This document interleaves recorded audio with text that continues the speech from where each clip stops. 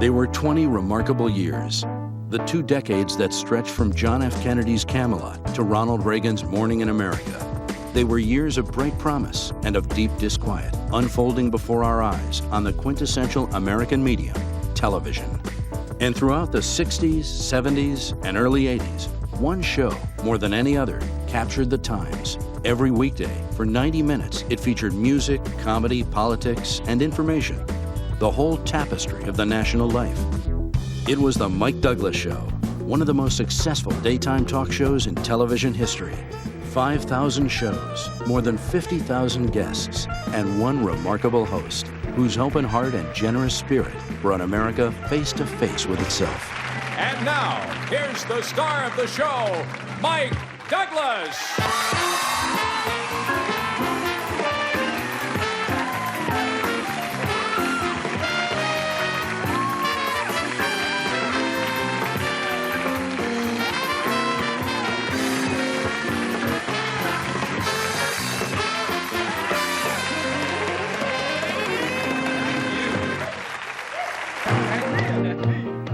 Walking along the street. Mike was more than a talk show host. Over the years, he became a friend to millions of viewers. Homemakers planned their afternoons around his daily visit, and kids hurried home from school, settling in front of the family television to see what he had in store. He did the Cake-Geyser show in New York. It was a huge success. And then we went to, I believe it was Lake Tahoe. While we were there, he gets a call from Woody Fraser. He says, Mike, I've been looking for you. He said, they're going to do a show out of Cleveland. And he said, I would like you to come in and audition for it. So he went back to Cleveland and auditioned. Then he came home. He said, honey, I think I got it. Thank you very much. We have a most exciting show for you today. I'd say that we have something for everyone. Woody was a wonderful producer, and they had a rapport between them. Woody could just look at Mike, and Mike could look at him, and somehow they knew what the other person was thinking, and they just could ad-lib and really make it happen. They were really good together. The secret to Mike's success on television was something he and his producer Woody Fraser called the mix. Any given show might include serious commentary, world-famous singers, and outrageous stunts. Fraser had an intuitive understanding of television, but the glue that held everything together was Mike. All these big people, stars, were coming to Cleveland, and they're doing this show. And word got around how important the show was and how much fun they had. So it grew and grew and grew out of Cleveland. So this is what you've been waiting for. Young people, here they are now, the Rolling Stones. I'm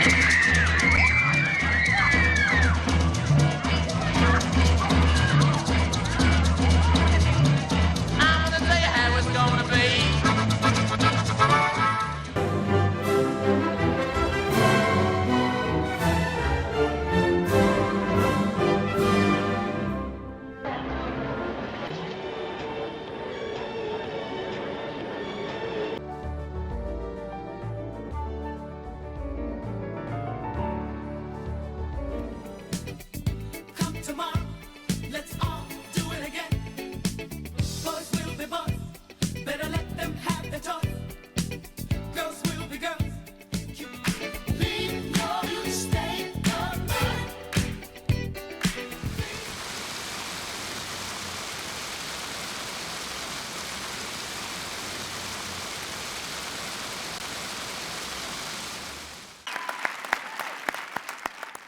You're allowed to applaud because Mike loved applause, so don't be afraid. My name's Woody Fraser, and Genevieve,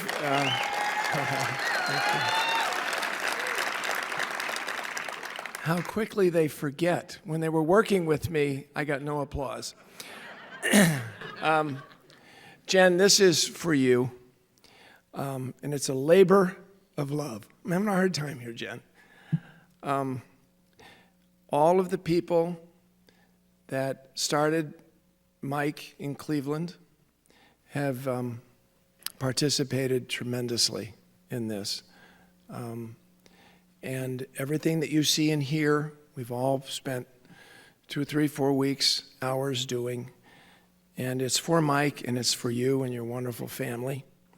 From the first staff, we had Roger Ailes, who sent Fox crews all over the country to get stars who wanted to do tribute to Mike.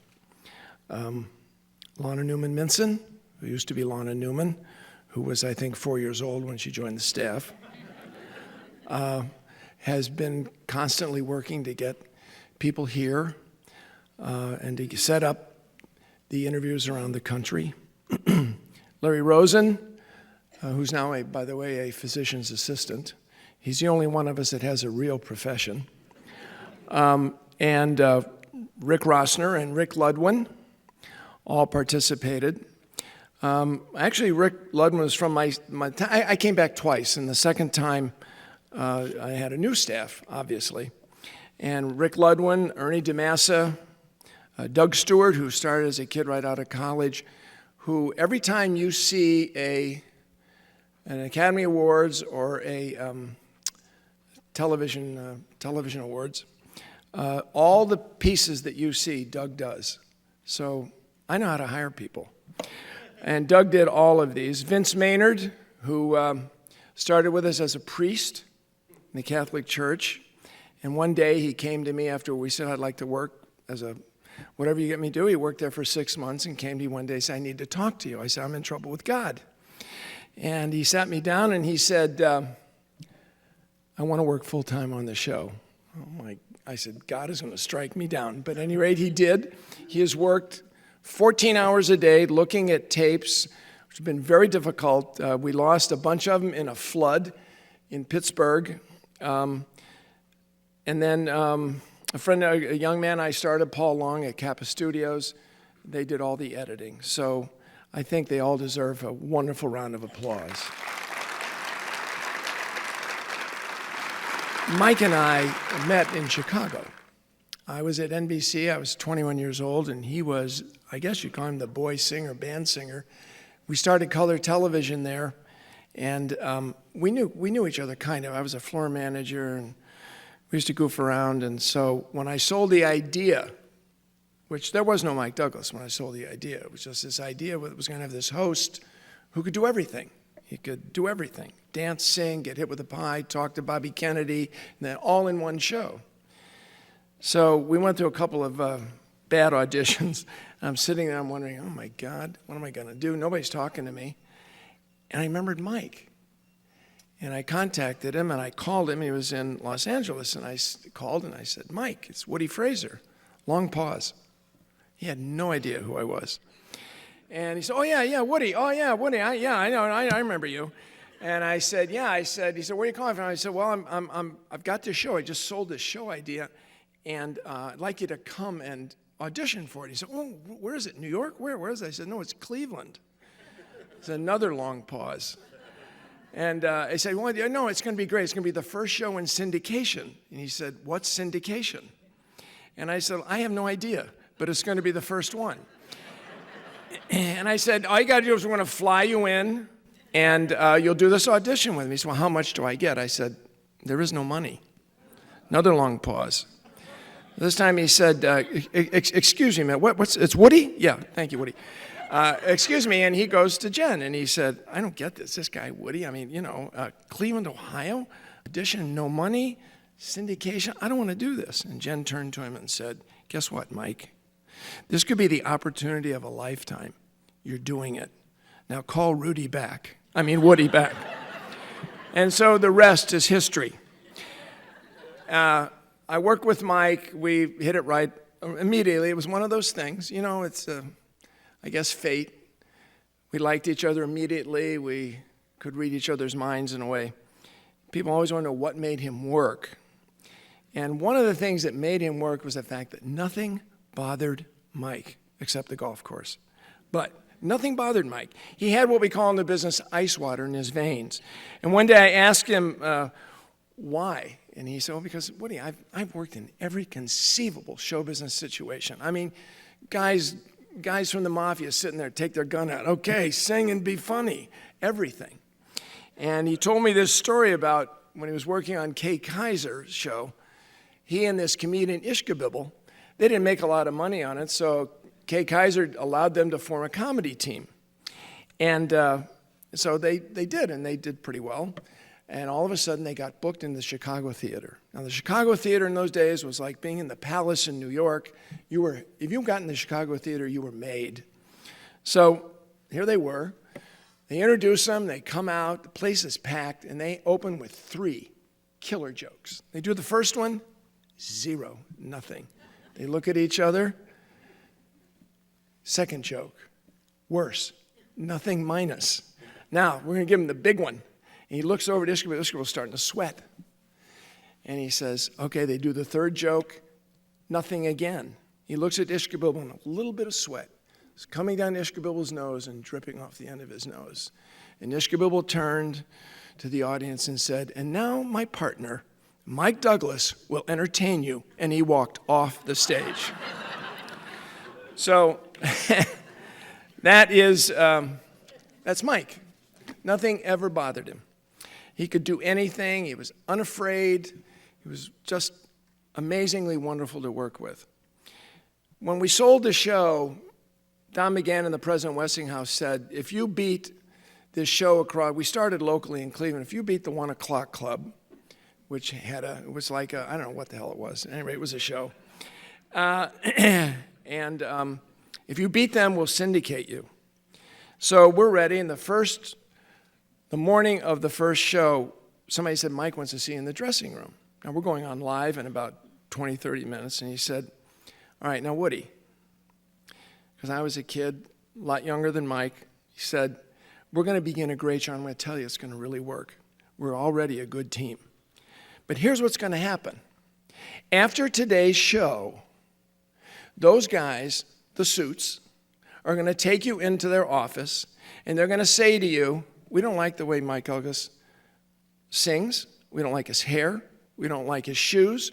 We don't like the way he asks a question. And I went, oh, Mike, don't worry about it. He said, no, you don't understand, Woody. Then they're going to come to me, and they're going to say, who's this kid you got running this show? He's never produced the show. He knows nothing. He knows nothing. We need a producer who's got more pizzazz. This guy's a loose cannon. I never thought about that. So he put out his hand, and he said, so here's the deal. We're going to shake on this, and we're going to live by it. When they come to me and when they come to you, the deal is this. The deal is this. You're going and I are going to talk about it, and then we're going to make the decision what to do. And that's it, Woody. And I shook hands with him, and from that moment on, I had his trust, he had my trust, and that's one example of the way Mike was. The next person I want to bring up is a young guy. When he came out right up, Ohio U, right, Roger? Roger Ailes came out of Ohio U, and I think he was thinking of joining the station as some cockamamie job. And Lana ran into him and said, no, you got to go talk to Woody. And she said, but, Woody likes ideas. When you go in to talk to him, have a lot of ideas. So Roger walked in with about 100 ideas. And on idea number 4, I hired him. And it was a wonderful, wonderful, wonderful guy. And, of course, today he is running Fox, and Fox News, I should say. And I just want to say again that he sent his crews all over this country to get the stars that you will see in a few minutes. So, Roger, come on up and say something. I learned a lot of television from Woody and from all of these people, except Rick. Actually, and there's a guy who's not here tonight who asked to send his best wishes, Chet Collier, who's very ill, but he was a big part of starting us up. I was a young kid. Woody used to say things when I was a production assistant. He'd say, it's be like 5:15 or 5:30. He'd say, oh, by the way, we need a bowling alley in the studio tomorrow morning, completely set up, standard. I'll see you later, kid. And then you'd have to try to do that with Mike. And you put anything on the show on those days. You have Dr. Edward Teller, the father of the H-bomb, and Wrestling Bears. And that was what they called the mix. And I remember we actually did have wrestling bears, and we had a guy on. The guy said, I need 11 minutes. And I said, that's a lot of bear wrestling, isn't it? I mean, it's a lot, 11 minutes.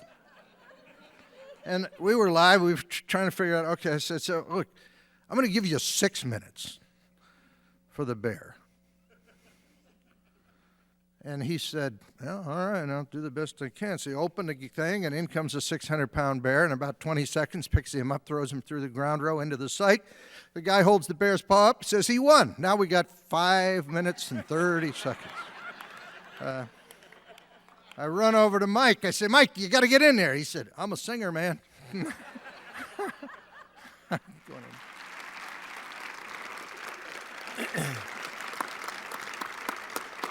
You know, when you're doing live television, things happen. And one day we booked these piranha on the show in this thing, and they're explaining it to me. I think it was Roger's segment, and he said, "Oh yeah, well, what do they do?" He said, "They're going to put a ham hock in there, and these 11 piranha are going to eat it in about 12 seconds." I said, "Book it." So we get down there. And everything's going on. We did we done live, so we got 12 things going on. And I look over and I walk over to the guy with the piranha, and the piranha are going. I said, they don't look very dangerous. Oh, no. They'll do it. And he holds up the hand like, they're going to kill this ham hock. I said, okay, all right. So I go over to Roger. I say, Roger, are you sure these piranha are going to do something? He said, Woody, don't worry about it. Don't worry about it. So then I run into Rick, and I say, Rick, I'm really worried about these piranha. Oh, really? Well, I'll handle it. What do you want me to do? What do you want me to do? I said, well, I don't know. They don't look like, I got to make sure they're going to eat. So now we go on. So Roger goes back. He says, the guy says, yeah, he puts a hammock in. Wham! They hit it. He goes by, he goes by, and Rick comes up later. He says, are they going to do it? And the guy puts it in. Wham! They hit it. Now we go on the air. They both come up to me separately. They say, don't worry about it. These piranha are terrific. Opens it up. These piranha have now eaten twice. The guy says, puts a ham hock in. They go. So I say to Roger. Then he said, well, no. He said, I went up and I tried it and they did it. And Rick said, I did too. Oh, God.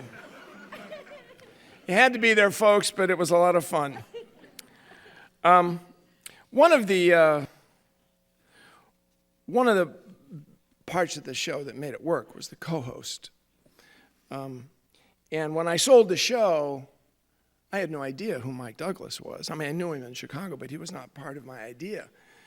As I told you before, it was this unknown guy. So I have to go meet Don McGannon, who's the president of Westinghouse, a very buttoned-down guy, terrific guy. And he says, okay, let me get this straight. You want to have an unknown host who's going to do everything. Sing, dance. I said, yes, sir, yes, sir, yes, sir. He said, and you're an unknown producer. You've never produced. No, sir, no, sir, never. And what's going to happen on this show? I said, well, it's going to be live, and everything's going to happen. We have singing, dancing.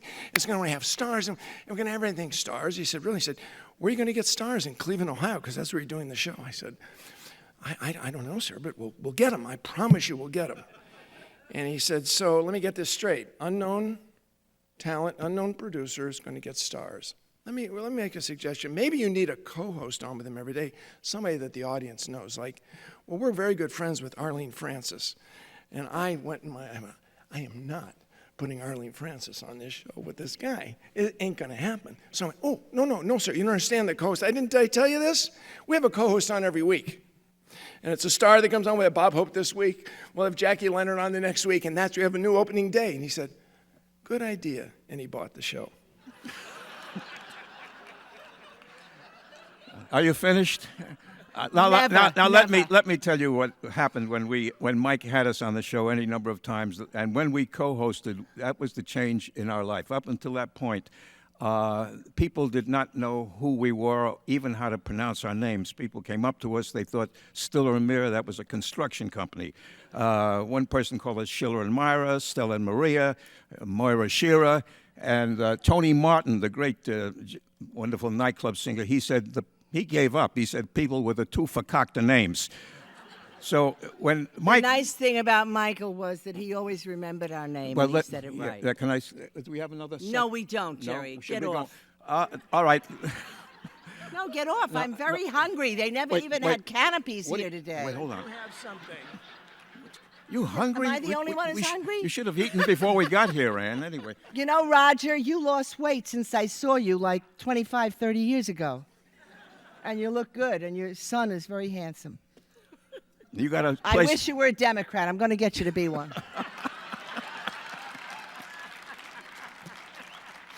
Jen, I was kidding about the dinner and all that stuff. It would have been nice, but I just want you to know we're here to honor Michael. He was very important in our lives. He made us feel like, I don't know, that we had achieved something or gotten somewhere, and we thank him.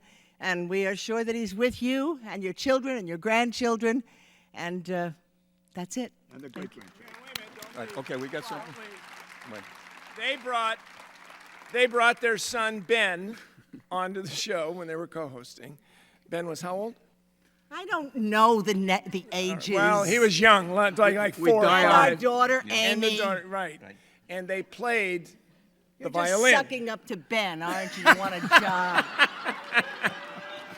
So, at any rate, David Letterman was nice enough to give us... Fame is a killer. Remember that, Woody. And he had Ben on, and he was gracious enough to give You're us really going to play this, and I hated it. I hated it. I know. That's why I'm playing it. I hated it. My children hated it. All right, roll it. I loved it, but go ahead. Jerry loved it. You grew up with people performing. Yes. And did you perform early at an early age, like when you were 5 or 6, or did it Yeah, come we were later? around it all the time because my parents, a comedy team, and they were and they did shows like talk shows, Right.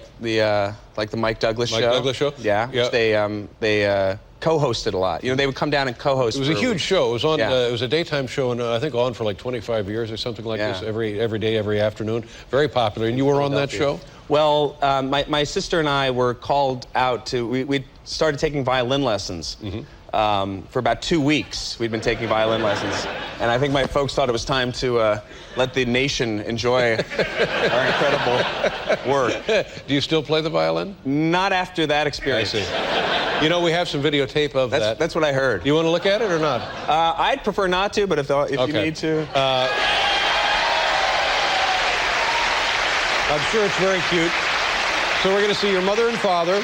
Going to see you and your sister, and Mike Douglas on the show. And you would think at this time you were 6 years old? I think maybe 7 or 8. I'm not sure. Let's take a look. Mike Douglas. What year? 1970? 72 or something like that? Oh.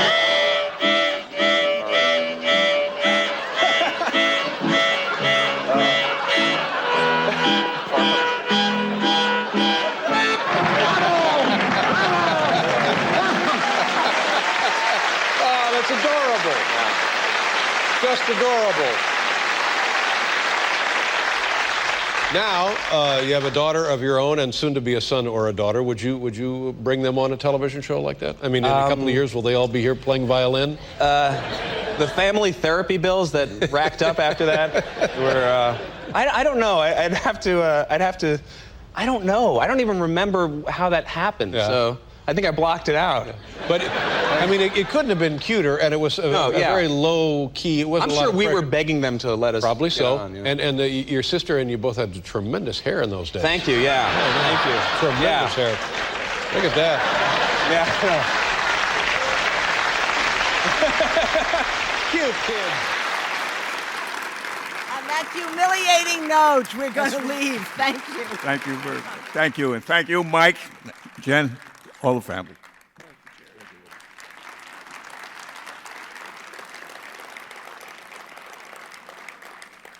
I want to thank David Letterman for letting us use that, and thank you, Ann and Jerry.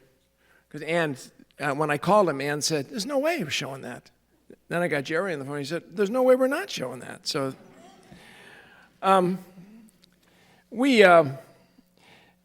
when you did the show, everybody had to do something, as you can see what you just saw. Everybody had to perform. We put people in unusual situations, the idea being that you would see them do things that you would never see them do in any other show. And sometimes, though, they didn't want to. And I'm a little pushy. But Mike always saved me. One time, I wanted to hit Buddy Hackett with a pie. And we were at Mike's rehearsing a song, and I kept bugging buddy. He says, listen, I don't like you. He says, just stay away from me. I don't like you. I never did like you. You're a goy. I don't like you. And I said, no. All we're going to do is we're going to hit. He says, I told you one time. I've had it. He pulls out a gun, a .38. He says, I'm going to shoot your kneecap off. And Mike singing, and he just says, put the gun away, buddy. Just take a pie. He says, I'm not going to. He says, don't worry about it. I'll take one too. So he put the gun away. We hit them both with pies. So what I want to show you now are some of the things, how Mike could get people to do things and that you wouldn't see them do elsewhere. And it begins with Jack Benny. We're out on Walnut Street, and we're waiting the arrival of a very big star. We've been looking for his limousine. Have you seen his limo? Have you seen his limo? He's a big, giant star, and I know you're going to enjoy meeting him. The limo should be here any second. Can you get this bus out of the way? The limousine should be here any... It's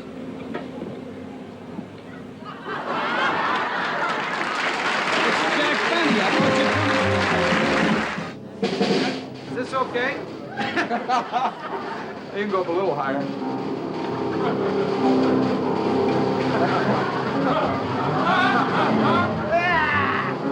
Come on, Mike. You can do it now.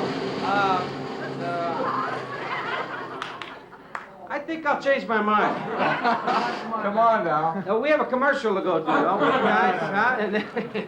Hey, this is terrible. Listen, that looks much smaller now than it did. It really does. Actually, I really need something a little larger to jump to. Honey, what I do?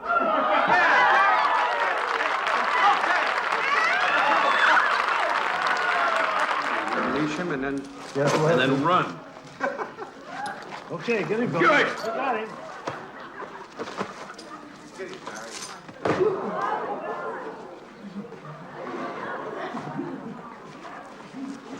What? No, not me.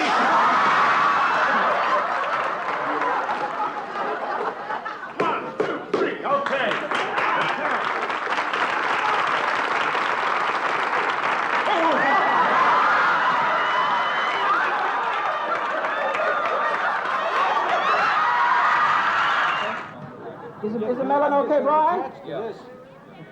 Steady.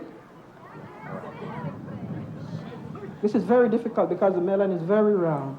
So what I'll do, I'll just cut and burn very easily. No sweat.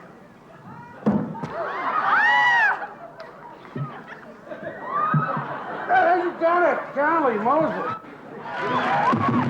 The marauder doesn't seem to have any fear. And now, Jerry Lewis is wrestling the marauder. You guys, let's wrestle in here. This kind of a wrestling match I've never seen. Looks like a legal headlock. Attempted hip lock. There's a hip lock. Lewis has got Okay, ready? the marauder down. Terrific going over. Mike is desperately trying to reach his partner. Get out of that ring. And here's an airplane spirit and the element. This is the highest Mike has been in we don't know how long. Down he slammed. Oh, I see they have changed. This town ain't big enough for you and me together. I agree. You get out, Caddy. No! You get out! That's one, tap dance. Now look, Caddy. You're bending my fedora. We are going to make caramel corn because a lot of people do not like. That's my favorite. Wait a minute, we got another signal going up here. Now, Does this remind you of World War II? we are going to use. Wait, let me get this out of here. Now, What about this one? this one I think we can turn it off too, Mike. Which one? We need a little more popcorn in here. Now we're going to make. Well, let's use that. I won't make any more in here. We're going to make caramel corn. Oh, something's on fire here. It'll go out. Now we just. Back. Yeah, keep it going. Keep going. That's good. Keep going. Now, and 1, 2, 3, bop, bop, boom. Go. Go, Mike. Go, Mike. Go ahead, Mike. Go, Mike.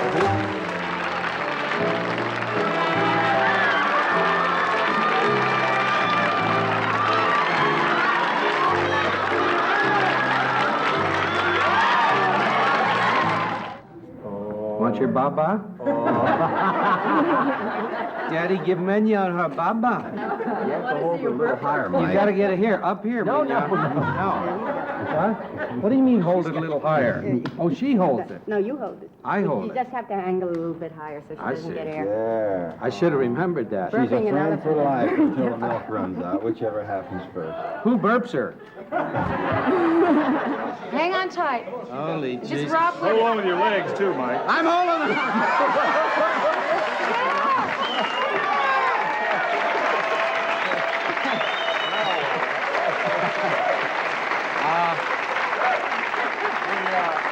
Jim, I don't want it to go down. I'll jump off, okay? Well, listen, the two-hump camel is a lot easier, if that's any... The two-hump camel's Lot easier. easier.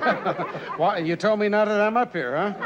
I'm already committed. Fine, yeah. Boy, she sure smells great.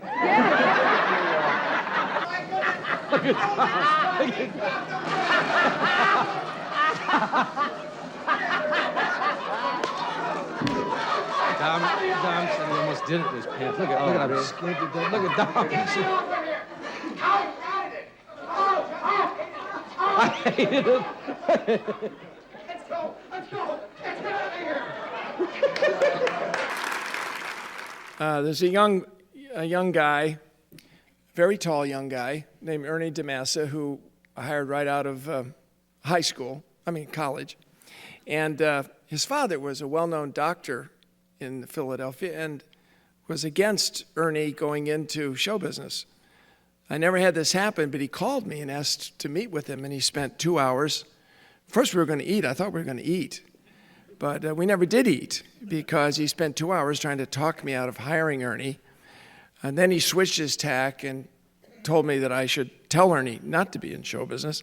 And when I refused, he said, "Thank you very much." And I left with no meal, and Ernie started a terrific show business career. Come on up, Ernie.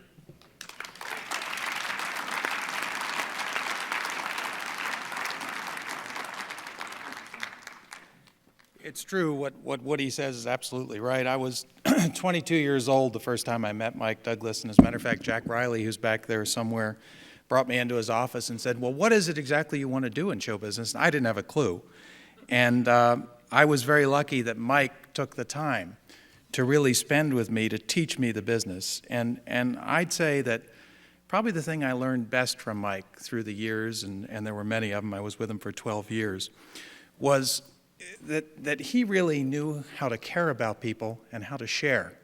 He was an amazing sharer. He had a thing he would always say to me. He'd say, "Ernie, I want you to remember that the television camera is like a giant X-ray machine. And the more you're on television, the more time you're on television, the more that X-ray machine is going to see through you and see about you." And what the public really loved about Mike and what they understood about Mike was that the person that we all knew behind the scenes was the same guy that they got to know through the television tube, and it just made me so proud to be part of that. He even, after I was gone and the show was off, 10 years later, took the time. I was up for a big job at a company called King World, and the two King brothers didn't really know me, didn't know what I could do, and they called Mike and Jen, and they asked them if they would go to dinner with them. And they did. And Mike got me that job and made me senior vice president at King World. 10 years after the show went off the air, it was just amazing to me. There were, in the many years I worked with him, there were only a couple of times when he and I couldn't get together on the same idea for his show. And when Woody was gone, I was producing, and one of those times was me trying to get him to wear a dress. Mike did not want to wear a dress. But Sonny had just broken up with Cher, and that was the occasion. You saw a little earlier today, we got Mike in that Bob Mackie gown. The other thing was golf. Now, I love sports. I love all sports. And I like golf. My problem was I didn't think golf was the right subject to put on a daytime show for women. So Mike would always come in with an idea about something we were going to do with golf, and I would say, oh, you know, Mike, let's do that next week. Let's do it on the Saturday show. Let's, you know, and he would tease me about it. But he came in and he said, Ernie, I saw this kid on the golf course, and his dad is out there at dusk every day with him, and he just goes out there, and he's, and I said, well, how old is he, Mike? He said, well, he's 2. And I said, well, Mike, you got a 2-year-old kid on the golf course, and what in the world can a 2-year-old do with a golf ball? I can't imagine that. He said, no, you got to trust me on this one, pal. You know, you would always say that to me. Pal, if you trust me on this one. So I'm about to show you something that hasn't been seen in its entirety in 28 years. It's the most famous clip from my career, I know that. And at Television City here in Hollywood, CBS, with Jimmy Stewart as the co-host, thanks to Vince, and Bob Hope as a guest, we brought on a young golfer, and let's take a look at it. But I also know you love golf, and I have someone here to challenge you, okay? So right now, I'd like you to meet Tiger Woods and his father, Earl Woods. Would you come out?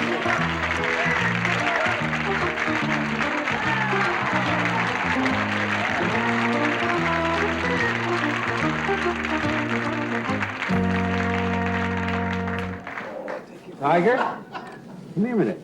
You know who this is? You know who this man is here? What's the man's Turn name, around and Tiger? look at him, Tiger. What is This that man man's right name? here. What is his name?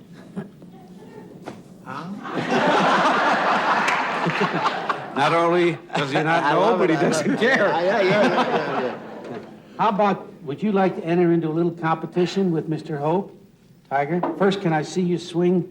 Maybe we'll try the driver first. Okay? Getting a little rosin Give the for his whip a putter roll. or something. Yes, you do. He thinks his dancing is going to That wax right, Earl? himself here. Let's see. He's going to hit it that much.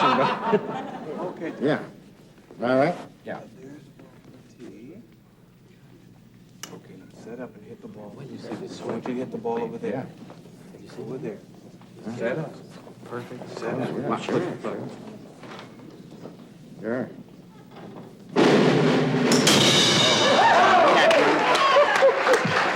That's perfect. That was perfect. Isn't that beautiful? Oh, and did you see how straight? All right, hit that other ball. Hit that other ball. Perfect.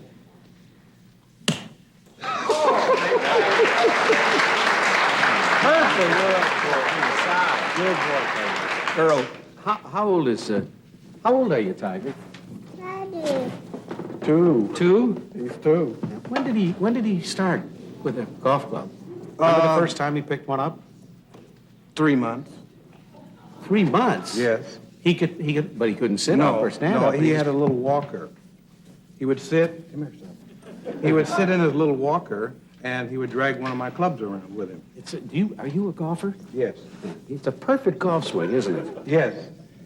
He learned it. Was it a natural swing with him at first? Well, basically it was natural, but he learned it in the garage. He and I would, I have a driving net in my garage. Mm-hmm. And he would sit in a high chair at 6 months and watch me. Does he really love golf? Do you ever take him loves out? it. He loves it. How about a putting contest with Mr. Hope? Can he putt too? Oh, yes. Okay, well, let him putt first. Why don't you try? No, let him go first, all right? All right. You got any money?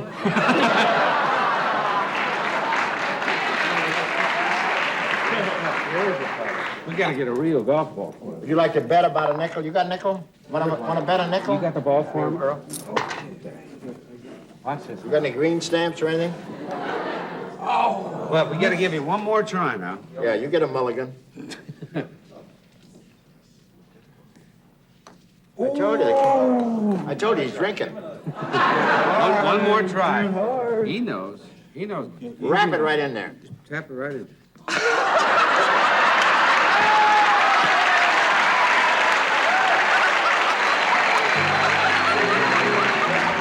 I was saddened to hear of Mike's passing. I have very fond memories of being on the show with my father. I'm honored that he selected my foundation as a designated charity. I also like to express my best wishes to the entire Douglas family. Mike would quite often talk to me about Tiger and the man he had become and the person he had become and the Tiger Woods Foundation. On the very day that Mike passed away, Jen and I were on the phone, and I was taught well by Woody and Mike because I made a cold call. and got the president of the Tiger Woods Foundation on the phone. And for the first time in the history of the Tiger Woods Foundation, there is a memorial to another person within the Tiger Woods Foundation, and that is the Mike Douglas Memorial at the Tiger Woods Foundation, which will be a scholarship now through the Tiger Woods Learning Center. And the executive director of the Tiger Woods Learning Center, Kathy Bear, is with us here today. I'd like her to just stand and take a bow if we can bring the lights up for a minute. Kathy, thank you very much on behalf of the family. Woody?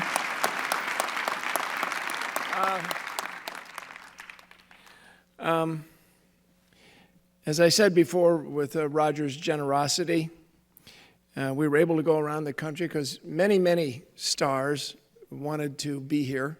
It's very tough. Everybody works a lot.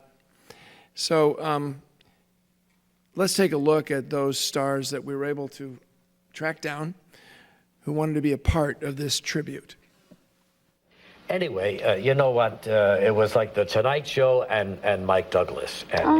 But to do it from Cleveland, Ohio, when all the stars would fly in, I'm talking about the biggest names in the business, and some of them would stay for a whole week. He would have a co-host for a week. Sure, right, of course. And a lot of great producers came out of that show. You know, Roger Ailes and Woody Fraser and Larry Rosen, a lot of good guys. When I was a little kid growing up on Long Island, I used to love to come home from school and watch the Mike Douglas Show. His guests included the biggest name in show business. For 90 minutes a day, you could escape into Mike's living room by watching Mike and his friends, Lucille Ball, Bob Hope, Mary Tyler Moore, Sonny and Cher, Bing Crosby, Toady Fields, John Wayne, Marlon Brando, John and Yoko, the Jackson 5, Tiny Tim, Zsa Zsa Gabor, astronauts who are coming or going to the moon, senators, presidents, and even a woman we all know and love by the name of Barbara Walters. All of them would trek to Philadelphia to be on Mike's show, and I think it was because Mike was such a likable guy and a gracious host. He was warm and friendly. He put everyone at ease and made them feel comfortable the minute they stepped on his set. It was a friendly place to be, and everybody wanted to be there. As a little girl, he showed me a world that I could only dream of, and I thank him for that. It was wonderful getting to meet him, and a thrill for me to get to know and love him as I did. Many years ago, when I was just starting on the Today Show, Mike Douglas invited me to appear in his wonderful program. So I traveled to Philadelphia, where he was doing it. I was very serious in those days. And as I remember, Mike made me part of a tumbling act. I was a real klutz, but he made me look positively graceful. Mike was always supportive, encouraging, warm, caring. No wonder he was popular for so many years and why he is remembered with such affection today. This is Dom DeLuise, and Mike Douglas was a friend of mine, and I had such a wonderful time of being on the show. One of the things that happened was that they would accommodate you. When I was a guest one time, they said, cover your eyes. I covered my eyes, and they said, who do you think this is? And I felt the back of somebody that seemed short. And I said the words, Mel Brooks.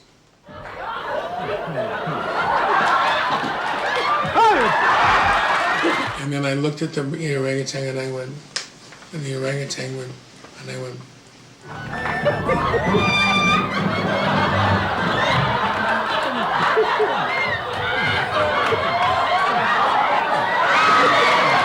Mike, to me, was the most important part of my early career in show business. When he was in Philadelphia, the rest of show business was in California. There was no live television to do. It was all out here. So I was still a substitute teacher during the day and a comedian during the night, and sometimes the two would blend during a class where I'd be trying out material for the Mike Douglas Show. A limousine would pull up in front of your apartment building and would take you down to Philadelphia. The thing that was great about Mike for me was he trusted me. He trusted new comics. He trusted new singers. He trusted new young performers to be part of the show.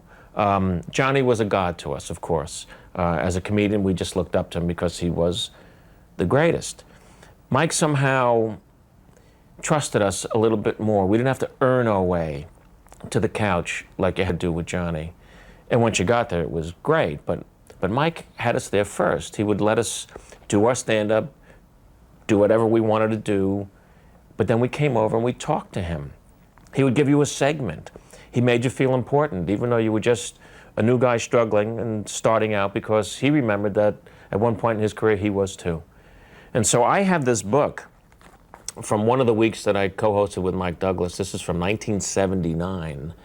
And in it, I see pictures of me and Jane Fonda, me and Tom Bosley, Susan St. James, The Fifth Dimension, Strom Thurmond, who was 135 years old at this show in 1979, kept himself in good shape.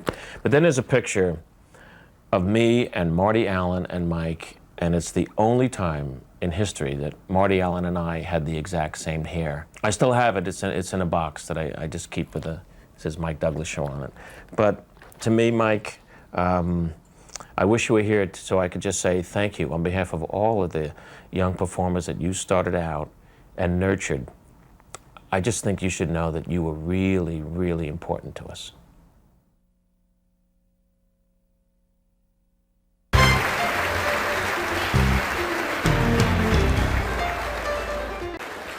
Those were wonderful times. And now I'd like for y'all to join me in welcoming Woody Fraser and Ernie DeMassa, who were the Emmy Award-winning producers of The Mike Douglas Show, to accept this special recognition.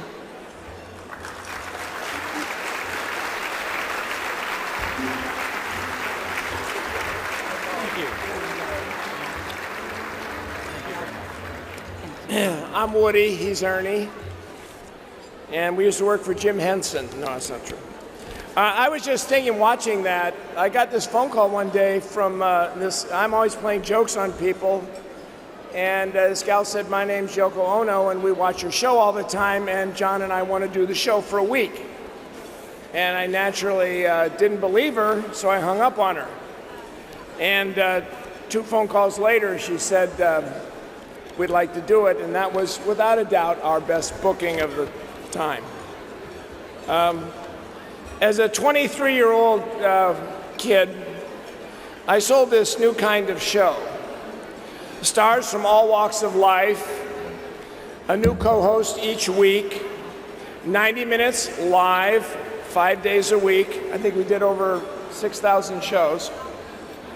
And it would be hosted by an unknown talent who could do it all. He could interview Bobby Kennedy. He could get in the ring and box Muhammad Ali. He could sing with John Lennon. He could do comedy with Jackie Gleason and get hit in the face with a pie by Soupy Sales, all within the same 90 minutes. That unknown host was Mike Douglas. And for 22 years, Mike was a catalyst to a list of stars unparalleled in television. Mike made everyone better. And Mike was my partner on air. And I want to tell you now, I love that man. Thank you. And now here's Ernie. I think we were supposed to read this inscription at some point, so if I can, I'll try to do it. For 2 decades, Mike Douglas's name became synonymous with entertainment in America. Said to be the outgrowth of the mentality of politeness, Mike hosted the prototype of future talk shows that became an oasis of kindness, taking the viewer away from the turmoil of life. And on behalf of Mike's widow, Genevieve Douglas, I'd like to read her note. Your love and admiration for Mike gives great comfort to me and our family. In memory of Mike, I thank you for recognizing his accomplishments. With my humble thanks, Genevieve Douglas. Thank you very much.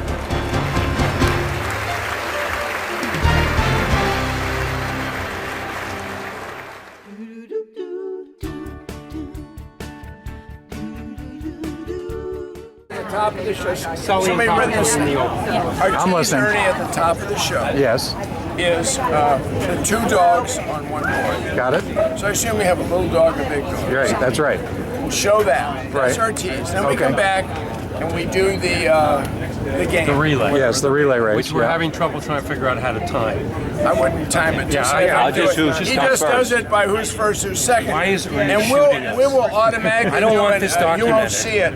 We will automatically do a Slow-mo replay. Okay, they're working on a monitor, but I'll try to get it right here. So what dogs are doing the first relay? The first? Sully and Turbo. No, wait, that's the race. He's talking about the open of the show. The open of the show. He's talking about the relay. Oh, okay, He's talking about the okay. relay. The race is 4 dogs. That's the So you bulldog say and go, they run them down, they'll turn them around, they'll wait for the wave. Hit the wave, you can talk about it. Hey, hit it's got 8 seconds, you can fill 8 seconds. Yeah. Oh, I can't wait, okay, but they get the waves coming, here comes the boom, and they're off. Okay. Can you do I can't. Okay, good. You know that Okay, then it's it, and they say, okay, it looks like Sully won, whatever it is, and we're seeing it now in slow-mo instant replay. I was right, as usual. I'm always right. My name's Mark. So, okay, so now we do that one. Now what do we do? Then they switch dogs and they go. They switch dog. Okay, and you've got Gidget and you've got Coppertone. Coppertone. Okay, so we're gonna lie. All right, we're gonna tell you, okay, we timed each one.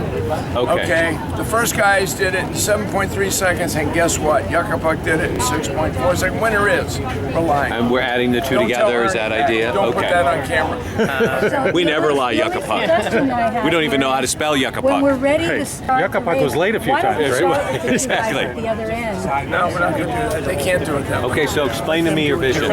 Explain to me the vision real quick. When Christina says, let's have this race, they're starting here. I'm like, okay, you guys, ready, set, go.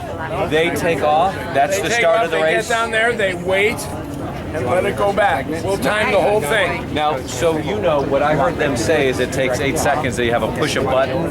Yeah. Then it's going to wait 8 seconds before the wave comes. So do you want them waiting at that end 8 seconds? Okay. Yes, because the way you're doing it now, he's having a hard time getting around, so 3 out of 4 times it wasn't fair.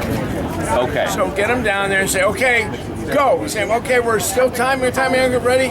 Okay, hit the button, whatever it is, you have 8 seconds to fill. Okay, so here comes the water, boom. Okay, so I'll fill. There's a weight difference, and he's got a lower center of gravity, but you guys aerodynamics. I'll figure something out, and all of it. So the wave hits. Okay, then you say, okay, great, they did great. I'm gonna hold the time. Let's see how the next, because you do the second time, and then we come out and we say, we have a winner. We have a winner. The first 2 guys went. Photo finish, 3/10 of a Right. second, And then all dogs get in the water, and then we tag out. Yes. Yeah. You got it? Everybody. All dogs. Are you ready to push that button? You guys ready down there? Yes, sir. All right, Turbo, let's see what you got. Turbo likes to go high center of gravity. I think Sully likes to stay a little lower. Here comes the wave, and they know it. Who's going to take home this one? Oh, it's a nose-to-nose sort of thing. Here they go. Wow, was that a close? That was close. We are bringing on Coppertone and Gidget. They are making their way to the end and getting ready. As they get lined up, they're in position. Now, Coppertone is on the right, and Gidget is the white one on my left. They have to beat 6.3. Are we ready?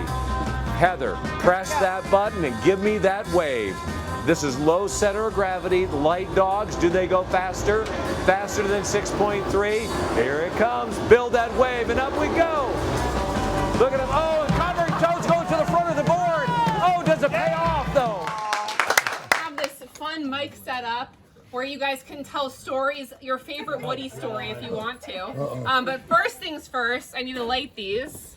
And then we're gonna sing, so hold on. Oh no. There you go. No. I thank God for that, right? That would actually look like. Okay. Watch out for the plant. I know, there is a plant. No burn.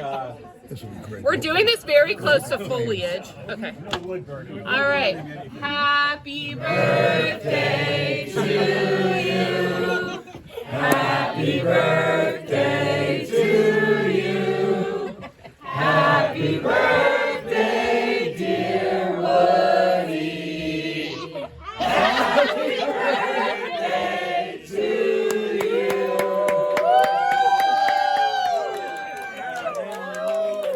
Take a good wish. I did it.